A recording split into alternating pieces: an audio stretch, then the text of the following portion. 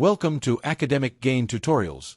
In this video, we will discuss about the Dividend Income Tracking System for serious investors.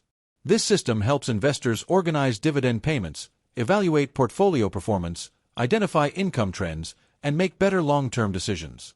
Instead of simply collecting dividends, serious investors track how much income they receive, where it comes from, how quickly it is growing, and whether the portfolio remains financially healthy. First, define your dividend income goals. Decide how much monthly and annual income you want the portfolio to generate. For example, if your target is $1,000 per month, your annual dividend income goal will be $12,000.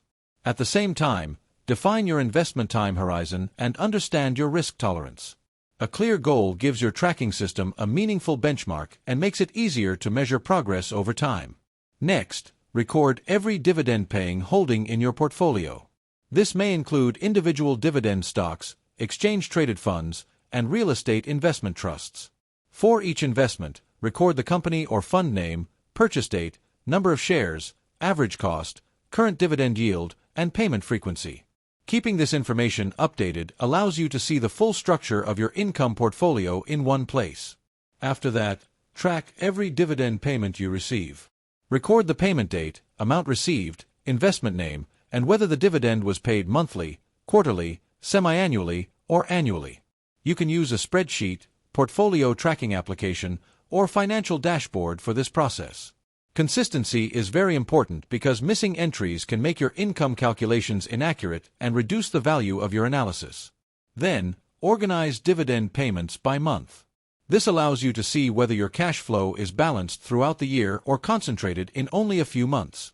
Some companies may pay dividends in January, April, July, and October, while others may pay in February, May, August, and November. By reviewing the payment calendar, you can better understand when income is expected and whether there are any weak months in your dividend schedule. Following this, analyze your dividend income trends. Compare your monthly, quarterly, and annual dividend income against your original targets. Look for patterns such as steady growth, seasonal changes, unusually low payments, or sudden increases. Charts and graphs can make these trends easier to understand because they show how the portfolio is progressing over time.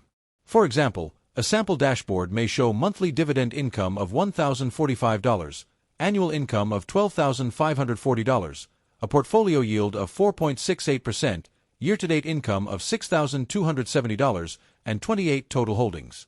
These figures provide a quick summary of portfolio performance and help investors identify whether income growth is on track. In addition, compare current dividend income with previous periods. You may compare this month with the same month last year, this quarter with the previous quarter, or the current annual income with last year's total. This makes it easier to separate real dividend growth from temporary changes caused by one-time payments, portfolio additions, or special dividends. At the same time, monitor the financial health of every holding. Review the payout ratio, operating cash flow, debt level, earning stability, and dividend growth history. A company with a very high dividend yield may appear attractive, but the payment may be unsafe if profits and cash flow are declining. Therefore, investors should focus on the quality and sustainability of the dividend rather than yield alone. Moreover, watch for warning signs such as dividend cuts, frozen dividend growth, falling earnings, increasing debt, or declining free cash flow. These signs may indicate that a company could struggle to maintain future payments. Tracking financial health allows investors to respond early instead of waiting until a dividend reduction has already damaged portfolio income. Next, review the contribution of each investment to total income. Identify which holdings generate the largest percentage of annual dividends. If too much income comes from one company, sector, or asset type, the portfolio may have concentration risk. A serious tracking system should therefore include sector allocation, position size, and percentage contribution to dividend income. Then, evaluate the performance of the overall portfolio.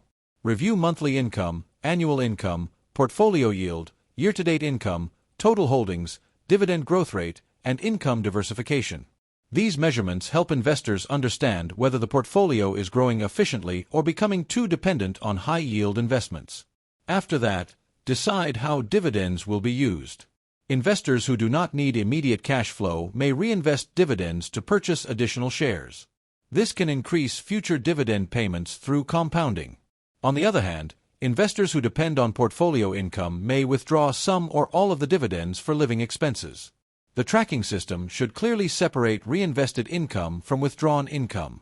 Furthermore, optimize the portfolio carefully. Reinvestment should not always be automatic if a holding is overvalued, financially weak, or already represents a large portion of the portfolio.